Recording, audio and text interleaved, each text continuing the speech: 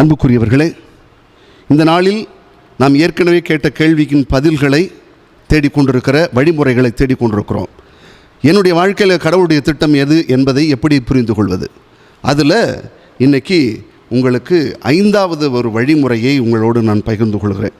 அதில் 1 பேதுரு 4:10 சொல்வார்,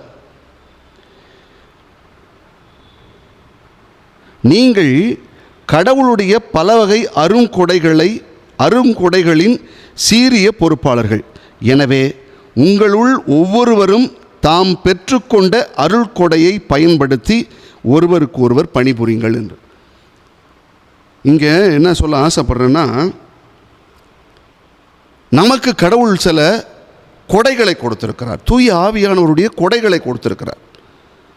இந்த தூய ஆவியானவர்களுடைய கொடை எல்லாம் எனக்கு இருக்குது அப்படின்னு நினச்சிக்காத. தூய ஆவியானவருடைய கொடை அத்தனையும் என்னுடைய வாழ்க்கையில் முழுசாக இருக்குன்னு சொல்லக்கூடாது. ஒவ்வொருத்தருக்கும் ஒவ்வொரு கொடைகளை கொடுத்துருக்கிறார். ஒவ்வொருத்தருக்கும் ஒரு திறமையை கொடுத்துருக்கிறார். ஒவ்வொருடைய வாழ்க்கையிலும் கடவுள் ஏதோ ஒரு ஆசீர்வாதங்களை கொடுத்து தான் வச்சுருக்கிறார். இல்லைன்னு சொல்ல முடியாது.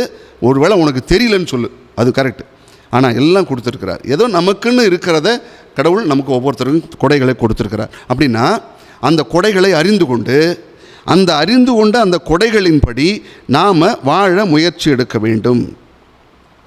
என்னிடம் என்ன திறமை உள்ளது என்பதை அறிந்து அதை எவ்வாறு பயன்படுத்த வேண்டும் என்பதை தெரிந்து கொண்டு செயல்படுவது தான் வெற்றியின் ரகசியம் அடங்கியிருக்குதும்பாங்க. உன்னுடைய கொடை எது, அந்த கொடையில் எவ்வாறு நீ சிறப்படைய முடியும், அவ்வாறு சிறந்து விளங்கினால் வெற்றியின் ரகசியம் உனக்கு இருக்கிறது என்று சொல்லுவாங்க. உன்னுடைய கொடை என்னங்கிறது நீ அறிஞ்சு வச்சுருக்கணும்ல. அதை தன்னுடைய வாழ்வில் புரிந்து வைத்துக் கொள்ளுங்கள். அதை செயல்படுத்துவதற்கு முயற்சி எடுங்க. அதை கடவுள் உங்களுக்கு வழிகாட்டுவார். அதாவது ஒருத்தர் என்ன பண்ணியிருக்கிறாரு, விமானம் ஓட்டிகிட்டு போயிருக்கிறார். விமானம் ஓட்டிகிட்டு போகும்போது இறங்க வேண்டிய சூழல் வருது. இறங்க வேண்டிய சூழல் வரும்பொழுது அவரால் இறங்க முடியல. சுற்றி பனிமூட்டம், பெரிய குழப்பம், என்ன செய்கிறதுன்னு தெரியல. அப்போ நேரடியாக தொடர்பு கொண்டு கீழே கேட்குறார், இது மாதிரி ஒரே பனிமூட்டமாக இருக்குது, என்னால் இறங்க முடியல, என்ன செய்கிறதுன்னு தெரியல அப்படின்னு சொன்னப்போ, இத்தனைக்கும் அவர் விமான ஓட்டி தான், நல்லா ஓட்டுறவர் தான். ஆனால் சூழல் சரியில்லை. அப்போ தான் என்ன சொன்னாங்க, கீழே இருந்து அவருக்கு தகவல் கொடுத்தது, நீ ஒன்றும் கவலைப்படாத, நாங்கள் என்ன சொல்கிறோமோ உனக்கு தெரியும், நாங்கள் என்ன சொல்கிறோமோ அதை நீ செய் அப்படின்னாங்களாம். அதனால் இவர் கொஞ்சம் தெளிவடைஞ்சிட்டு இவங்க என்னென்ன டைரக்ஷன் கொடுத்துக்கிட்டே இருக்கிறாங்களோ அந்த டைரக்ஷன் படி அவர் செயல்பட்டு கொண்டே இருக்கிறார். அந்த செயல்பட்டு கொண்டே இருந்து கடைசியில் பாதுகாப்பாக கீழே இறங்கினார். அப்போ தான் சொன்னாங்களாம், இதில் நீ விஷயம் தெரிந்திருந்தாலும் அவருடைய டைரக்ஷன் ஒன்று இருக்குது பார்த்தியா, அதை கரெக்டாக ஃபாலோ பண்ண, அதனால் நீ பத்திரமா நீனு இறங்கின, எல்லாரையும் கொண்டு இறக்கணுன்னு சொல்லி அதை கடவுள் உனக்கு கொடுத்துருக்கிறாரு பாருங்கள். அந்த கொடைகளை நீ பயன்படுத்து, அவர் உனக்கு வழிகாட்டுறாரு. அந்த கொடைகளை பயன்படுத்தி வாழணும். அதனால கலாத்தியர் எழுதிய திருமுகத்தில் 5:22-23 வாசிக்கும் பொழுது தூய ஆவியானவருடைய கனிகள் எல்லாம் இருக்குது. அந்த தூய ஆவியானவர்களுடைய கனிகளை நீ பெற்றிருக்கிறாய் என்று வைத்துக்கொள்.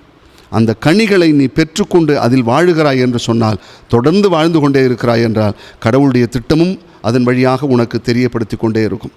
அதனால் இந்த 5வது வழியாக நான் சொல்ல விரும்புவது, கடவுள் உனக்கு கொடுத்த திட்டங்களில் நீ மென்மேலும் வளர்ந்து கொண்டு ஆவியானவருடைய கனிகளில் வாழ்ந்து கொண்டே இருக்கிறாய் என்றால் கடவுளுடைய திட்டம் உனக்கானது உனக்கு வெளிப்படுத்தப்பட்டு கொண்டே இருக்கும். அடுத்தது, இதில் 6வதாக ஒரு வழிமுறையை உங்களுக்கு நான் சொல்ல ஆசைப்படுறேன். லிசன் டு காட் ஸ்பிரிட் அப்படிம்பாங்க. கடவுளுடைய தூண்டுதலுக்கு நீ செவி கொடு அப்படிம்பாங்க. ஆவியானவருடைய செயல்பாடுகளுக்கு நீ கொஞ்சம் செவி கொடுக்கணும். இன்றைக்கி அதெல்லாம் கிடையாது. நீங்கள் நினச்சிக்கிட்டு இருக்கீங்களா, நம்மெல்லாம் இன்றைக்கெலாம் ஒருத்தர் சொன்னார்,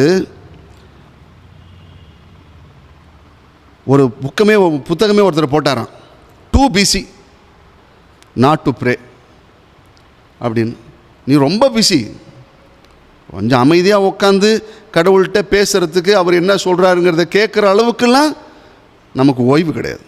we are too busy, so busy. தலைக்கு மேலே காலுக்கு கீழே எல்லா வேலையும் நமக்கு வந்துடுது. அதனால் இந்த மாதிரி இருந்ததுன்னா கடவுளுடைய திட்டத்தை உணர முடியாதான். அதனால் கடவுளுடைய சித்தத்தை உணர வேண்டும் என்றால் கொஞ்சம் அமைதியாக உட்காரணும், உன் செவியை திறக்கணும், கடவுள் என்ன பேசுவார்னு கேட்கணும், அவர் என்ன சொல்கிறாருங்கிறத கேட்கணும். அதை உட்காந்து கேட்கக்கூடிய மனநிலை வேணும். உதாரணம் ஒன்று சொல்கிறேன். அதாவது பங்கு தந்தையர்களின் பாதுகாவலர் என்று சொல்லப்படுகிற புனித ஜான் மரிய வியானி அவருடைய வாழ்க்கையில் சொல்லுவாங்க, என்ன பண்ணுவாராம், அவர் கணக்கில் கோயிலில் உட்காந்துருப்பாராம், ரொம்ப நேரம் உட்காந்துருப்பார். அதுவும் குறிப்பாக நற்கருணை எடுத்து வச்சுட்டு நற்கருணையை பீடத்து மேலே வச்சுட்டு இவர் கீழே உட்காந்துட்டு அவரை பார்த்துக்கிட்டு உட்காந்துருப்பாராம்.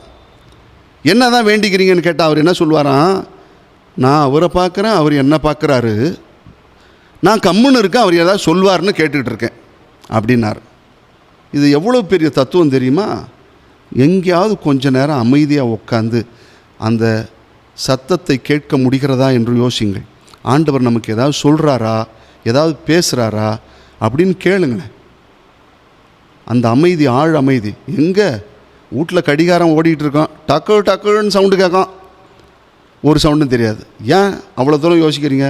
உங்கள் கையை நெஞ்சில் வச்சு நீங்கள் உங்கள் ஹார்ட் பீட்டு துடிக்குதான்னு கேட்டு பாருங்கன்னா, நம்மளை சுற்றி அவ்வளவு சவுண்டு, அதுவே நமக்கு கேட்க மாட்டேங்குது.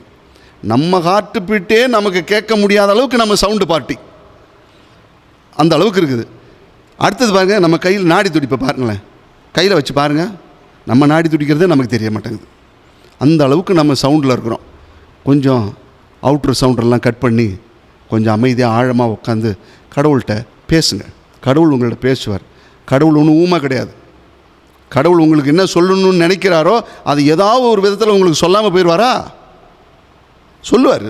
ஆனால் அதை நாம் கேட்குறதுக்கு நமக்கு நேரம் இல்லை, கேட்குற விதமும் நமக்கு தெரியறதில்லை, கேட்குறதும் இல்லை. அதனால் சைலண்ட்டாக உட்காருங்க. கடவுள் உங்கள்கிட்ட பேசுவார். அவர் சொல்லும்போது கேளுங்க. அவர் சொல்கிறது தெளிவாக சொல்லுவார். ஏன்னா என்றைக்குமே மனுஷன் தான் மாற்றி மாற்றி சொல்லுவான், கடவுள் தெளிவாக சொல்லுவார்.